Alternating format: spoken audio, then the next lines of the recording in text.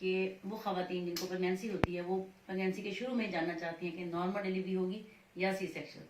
तो किन वजूहात की बिना पर हम सी सेक्शन करते हैं और कब आप नॉर्मल डिलीवरी की तरफ जा रहे होते हैं, आइए इस चीज़ को डिस्कस करते हैं। और आज मैं आपको सारी रीज़न बताऊंगी कि कब कब हम सी सेक्शन करने पर लाजमी हमें सी सेक्शन करना पड़ता है। सबसे पहले हम बात करेंगे नॉर्मल डिलीवरी की। नॉर्मल डिलीवरी सबसे ज़्यादा खूबसूरत और अच्छा तरीका है, सेफ तरीका है, लेकिन अगर सेफ हैंड्स में हो। सेफ हैंड से क्या मुराद है? किसी माहिर जो है डॉक्टर या मिडवाइफ या ट्रेंड बंदे के हाथ से अगर आप डिलीवरी करवाते हैं नॉर्मल, तो ही फायदा है। नॉर्मल डिलीवरी के पैरामीटर्स क्या होते हैं कि जब कंप्लीट 37 वीक हो जाएं, यानी कि 9 महीने कंप्लीट हो जाएं, तो बच्चा ठीक हो, बच्चे का पानी ठीक हो, मदर की कंडीशन ठीक हो, उसको ब्लड प्रेशर शुगर कोई प्रॉब्लम ना हो और बच्चे की धड़कन ठीक हो। उसके अलावा माँ की हड्डी अंदर से चेक होती है, जब उसको थोड़ी थोड़ी दर्दें शुरू होती हैं, वो हड्डी नॉर्मल हो, मतलब वो तंग ना हो, माँ का कद भी नॉर्मल हो, एवरेज हो। बहुत छोटा कद हो तो हड्डी भी छोटी होती है, और अगर हड्डी तंग हो, बच्चा बहुत गुड साइज हो, मोर देन 4.5 kg यानी कि 4.5 किलो से ज़्यादा का बच्चा है, और माँ की हड्डी भी इतनी अच्छी खुली नहीं है, तो भी मुश्किल हो जाता है। तो ये सारे क्राइटेरिया अगर पूरे हों तब ही नॉर्मल डिलीवरी की तरफ पेशेंट जा सकता है। तो 37 वीक से पहले ये बताना कि नॉर्मल डिलीवरी होगी या नहीं, ये बहुत मुश्किल है। और मोस्ट ऑफ द टाइम बच्चे की पोजीशन ठीक नहीं होती, यानी बच्चा सीधा होना चाहिए। सीधे का मतलब यह है कि बच्चे का सर जो है वो नीचे की तरफ हो और टांगे ऊपर की तरफ हो, सर जो है वो पहले आ रहा हो, तब हम इसे कहते हैं कि ये बच्चे की पोजीशन सीधी है।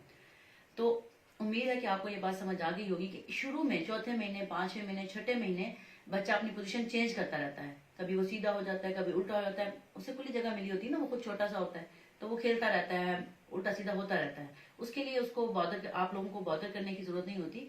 आखिरी महीने में अगर बच्चा अपनी पोजीशन सेट ना करे, यानी कि 9वें महीने में, और वो उल्टा रह जाए या वो ऐसे आड़ा पड़ा हुआ हो, जिसे हम आड़ा या तिरछा कहते हैं, तब नॉर्मल डिलीवरी नहीं हो सकती।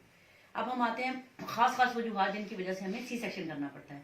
उसमें सबसे पहले यही वजह है कि बच्चे की पोजीशन ठीक नहीं है, वो उल्टा है या आड़ा तिरछा पड़ा हुआ है। नंबर 2 पे मरीज का जो है वो प्लेसेंटा, नॉर्मली क्या होता है, जैसे ये हमारे पास एक पेशेंट है, उसकी ये यूट्रस है, ये यूट्रस है, तो प्लेसेंटा इधर फंडस के ऊपर होता है। यहाँ पे प्लेसेंटा वो ऑर्गन है जिससे बच्चे को खुराक मिलती है। ये प्लेसेंटा ऊपर की तरफ को होता है, फंडस पे यूट्रस की, ये बच्चेदानी है। अगर ये प्लेसेंटा यहाँ नीचे की तरफ को हो तो मरीज को बहुत ज्यादा ब्लीडिंग होती है, और प्लेसेंटा नीचे होने की वजह से ब्लीडिंग का रिस्क होता है। और जब डिलीवरी नॉर्मल कराएंगे, प्लेसेंटा नीचे होगा तो बहुत ज्यादा ब्लीडिंग होगी, जिससे माँ की जान को खतरा होगा, जिसकी वजह से प्लेसेंटा प्रीविया से कहते हैं, प्लेसेंटा प्रीविया की वजह से नॉर्मल डिलीवरी नहीं हो सकती, उसे हम सी सेक्शन से करते हैं। हाँ, अगर थोड़ा सा किनारा आ रहा हो तो उसको हम मैनेज कर सकते हैं। इसके अलावा अगर पेशेंट का बीपी बहुत ज्यादा हाई है, ब्लड प्रेशर हाई होने की वजह से उसको झटके लग रहे हैं, जिसे हम एक्लैम्पशिया कहते हैं, उसमें भी सी सेक्शन करना पड़ता है। माँ की अगर दर्दों के दौरान हमने हड्डी चेक की, वो तंग है, तब भी सी सेक्शन करना पड़ता है। उसका बच्चे का पानी कम हो गया है या बच्चे की धड़कन खराब हो गई है, तब भी सी सेक्शन करना पड़ता है। कभी कभी दर्दों के दरमियान में बच्चा पेट में पोटी कर देता है, जिसकी वजह से उसकी धड़कन खराब हो जाती है, तब भी सी सेक्शन करना पड़ता है। और सबसे इम्पोर्टेंट, अगर मदर खुद नहीं चाहती नॉर्मल पेन्स लेना, लेबर लेना, और वो किसी तरह से भी काउंसल नहीं हो रही, तब भी सी सेक्शन करना पड़ता है, क्योंकि पेशेंट की विश भी सामने रखी जाती है। तो एक पेशेंट की खुद विलिंगनेस हो, वो खुद काउंसल्ड हो, वो खुद चाहे कि मैं दर्दें लूँ, और उसके बाद उसकी कंडीशन भी स्टेबल हो, बच्चे की कंडीशन भी स्टेबल हो, उसकी बच्चे की पोजीशन भी ठीक हो, माँ की जो कंडीशन है, बीपी, ब्लड प्रेशर, हर चीज़ ठीक हो, तब ही हम नॉर्मल डिलीवरी की तरफ जा सकते हैं। इस टॉपिक से रिलेटेड कोई भी क्वेश्चन आपके माइंड में हो, आप कमेंट कर सकते हैं, मैं आपके सवाल का जवाब दूंगी। उम्मीद है आपको फायदा हुआ होगा। Thank you so much. Allah Hafiz.